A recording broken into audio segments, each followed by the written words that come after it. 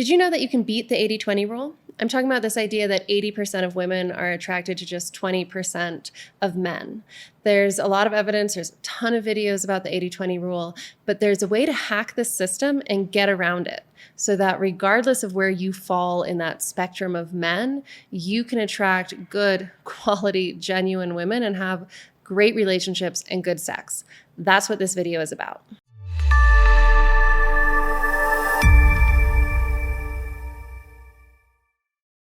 I help separated and divorced men who can't trust women because of the betrayal and the hurt they've experienced. And I help them learn how to create better relationships where their partners express genuine appreciation, love, and respect for them. I can help my clients do this because I've figured out how to beat the 80-20 rule. So you can use what I'm about to share with you in this video to get laid if that's what you're looking for, or to connect with good, decent women and have meaningful relationships, great sex, and a true partnership going forward into your future. I have to thank a fellow named Francis Odegun for inspiring me to make this video. He reached out and asked me to do a response video to his recent painting called the 80-20 Club. It's been going kind of viral all over the internet, and it shows this great scene, this packed bar, all these men, and all of the women are grouped around one guy. And of course, he seems to be like the most attractive, wealthiest, well-to-do guy in the whole bunch. And then the name of the bar is the 80-20 Club. I think the reason that this has gone so viral, and it really has, there's like memes of this all over and people have been talking about it all over the internet. He speaks so clearly to what so many men are already experiencing, right? This is what you're living on the dating apps or when you go out to try to meet somebody. And I hear this from a lot of my separated and divorced clients. They've been married for 10, 20, 40 years. Now they're back out on the dating scene, and it just feels like if you're not rich enough or handsome enough or tall enough, if you don't check all these boxes, there's just no women out there, at least no good women who are interested in you if you're not like super wealthy, tall, dark, and handsome, all of these things. You can beat those odds in 4 simple steps. I'm going to show you exactly how to do that. But to understand it and to make it work for you, you're going to need a little crash course in how the human nervous system works. Human nervous systems co-regulate, which basically just means that if we're around somebody who's calm and relaxed, it's easier for us to feel calm and relaxed too. Whereas if we're around somebody who's anxious, we tend to feel anxious. Or if we're around somebody who's angry, we find ourselves also being angry or defensive. Our nervous systems tend to match up to meet the state of the people that we're around. And there's no like woo-woo energy stuff or mystery going on here. It's just physiology. Our nervous system states create subtle changes in our body language, our facial expressions, the way we make eye contact, even the tone of our voice changes, the way we speak changes. And these are really subtle changes, right? But if I'm calm, my voice will have like a range of midtones, and the skin around my eyes and my mouth will be relaxed. My shoulders will be relaxed. Whereas if I'm angry or anxious, my voice will get high or it'll get loud and low. My posture will change. I'll get more aggressive. I'll have a whole range of facial expressions. And if I'm really, really upset or I get pushed to the point of despair or depression or desperation, my face will get really flat and my voice will get monotone. And that is really triggering for most people to see. So people don't like to feel anxious or angry or depressed, right? You probably don't like to feel those things, which means that most of us don't like to be around other people who are feeling that way.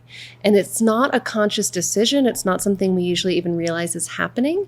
We just don't like the way we feel when we're with them because our nervous systems are co-regulating to match the state that they're already in.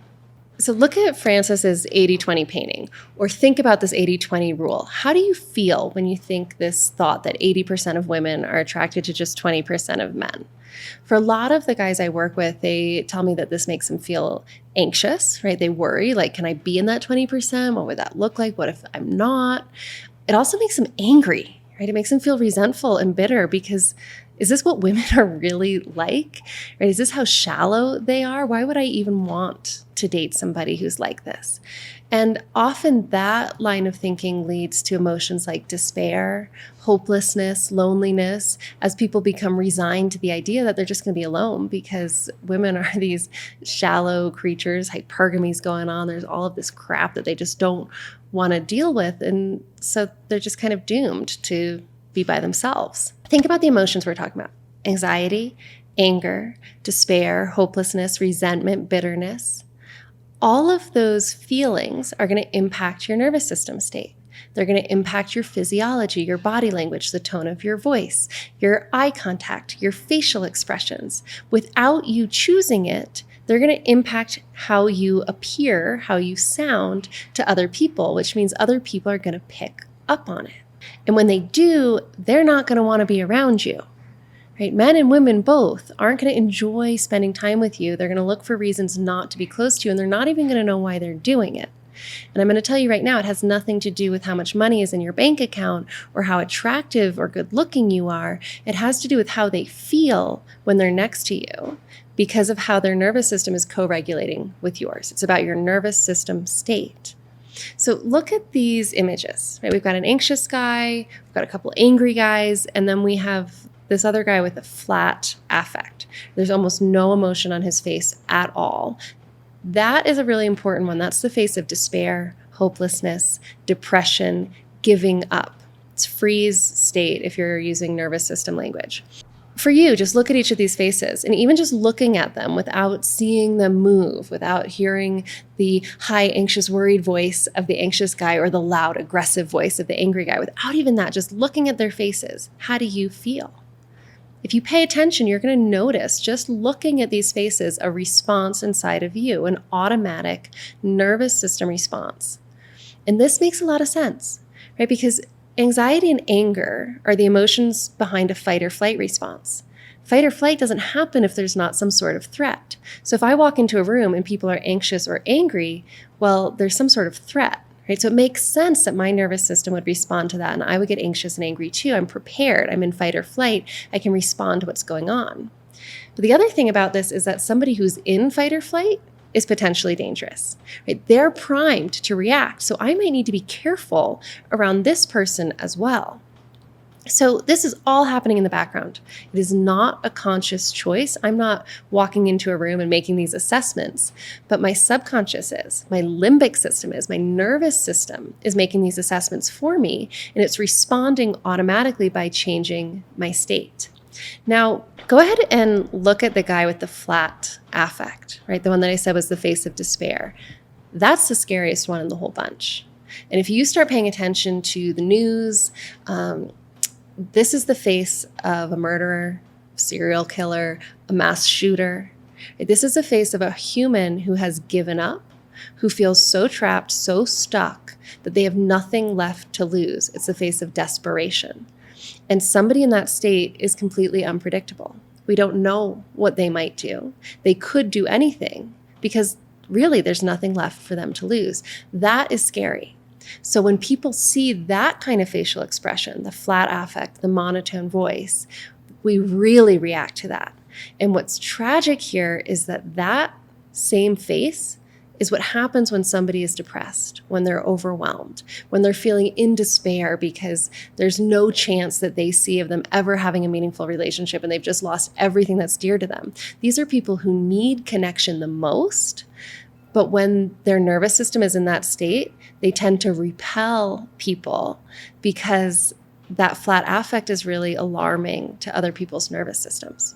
So that is a whole other conversation about how we support and help people around us, the people we care about who are dealing with depression and overwhelm and burnout. But if we come back to this 80-20 rule, I want you to think about what will happen if you go on a date and you're anxious or you're angry, or you're on the date and you're like, goddamn women, I can't believe they're so shallow. And you're looking, right? You're on this date, you're trying, you're out there, but man, it's really hard to trust or have any faith. All of that is going to be communicated in your body language. It's all going to be communicated in the tone of your voice, the eye contact you make. And so if you're talking to a woman and you're in any of these states, right? You're anxious, you're angry, you're resentful, you're afraid, you're depressed, you're overwhelmed. She's going to feel it, and she's not going to know what she feels, but she's going to know she doesn't want to be close to you, or she's going to be really combative and aggressive. And again, this has nothing to do with your bank account. It has nothing to do with how tall you are. It has nothing to do with how good looking you are. It has everything to do with how calm and grounded or elevated and activated your nervous system is in that moment. There's a flip side to this that is actually really cool. If your nervous system is calm, if you're relaxed and grounded and you feel happy, excited, joyful, her nervous system is going to pick up on that. It's going to influence your body language, your facial expression, your tone of voice, the eye contact, right? All of these things start to change in a different way. Her nervous system's going to co-regulate with that. And she's going to be like, gosh, I really feel good around this guy. I don't know what it is about him. It's not, it's not how he looks. It's not the stories he tells. I just feel really good around him. And she's going to want to be around you more. This is why we're drawn to certain people and repulsed by others. It's not about all the things we worry about. It's not about how funny they are, how interesting they are, how sexy they are. It's about how I feel when I'm with you. It's about how they feel when they're with me. And that is so much dictated by the subconscious signals that my nervous system is sending to yours and vice versa. So this is how you hack the 80-20 rule. And I'll tell you right now, the internet, the algorithms, YouTube, they don't want you to do this because they want you to keep watching, and fear keeps you watching. When you're afraid, when you're agitated, when you're angry, what are you going to do? You're going to stay up till 3 a.m. watching all of these videos about hypergamy and the red pill stuff and the MGTOW and dating and the games and how you're going to watch all of that. And as you watch all of that, they're going to be able to show you more and more ads, make more and more money. So fear sells.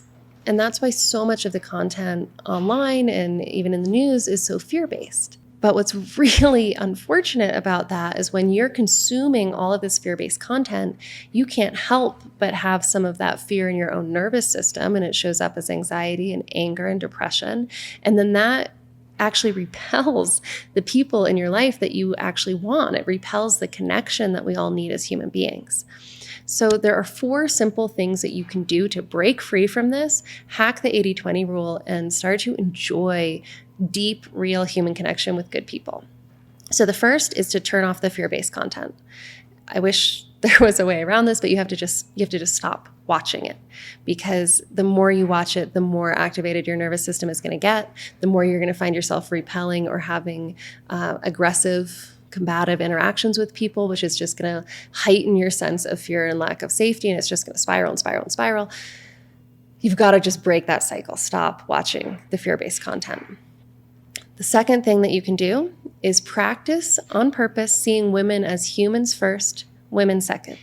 One of the things that happens when you're hurt, so most of my clients didn't want their divorce or going through an unwanted divorce, and they've been betrayed, they've been let down, deeply disappointed by somebody who they were with, their life partner, for 25 years, 30 years.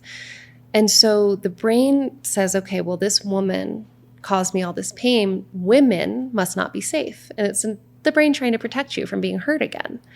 But it starts to clump all women in as one group. And you start seeing them as untrustworthy, unsafe. You start to hold them in lower regard, and you have a hard time seeing the things that you have in common, seeing the humanity. And then when you try to date, all of this is getting communicated subconsciously through those nervous system states, and of course, it's not going to go well. And I can tell you this, at their core, women are human beings. Men and women are not that different. Our brains are not that different. Men and women both want the same things. We want security, freedom, connection, a sense of agency, a sense of purpose.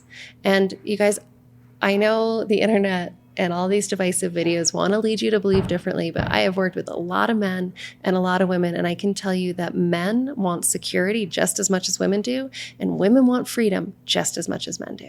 So if you start looking for the things you have in common, the common humanity between you and the women that you talk to, you're going to find connection becomes a lot easier than if you're focused on the things that are different.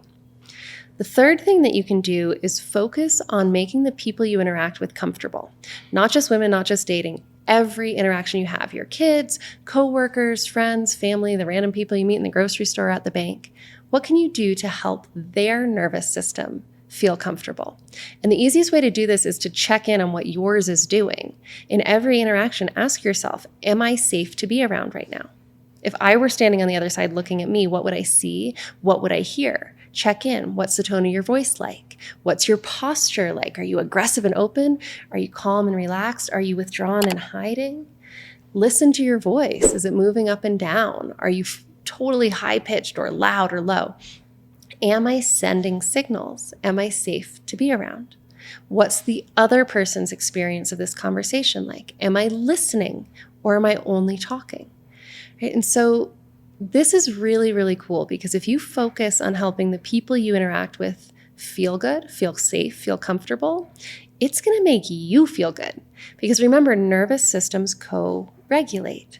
So when that person feels good and calm and comfortable with you, they're going to be relaxed. They're going to have that nice range of mid-tones in their voice. They're going to make eye contact. They're going to be open.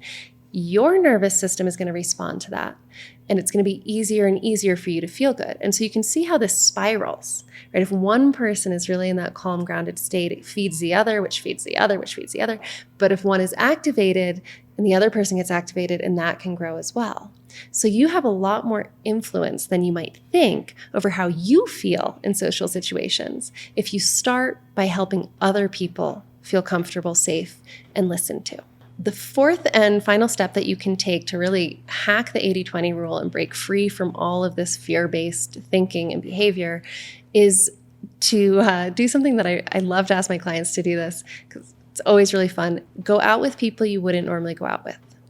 Right? Go on dates with women you wouldn't normally be attracted to, people you wouldn't normally be interested in. You can even do this without dating. Just talk to people you wouldn't normally talk to.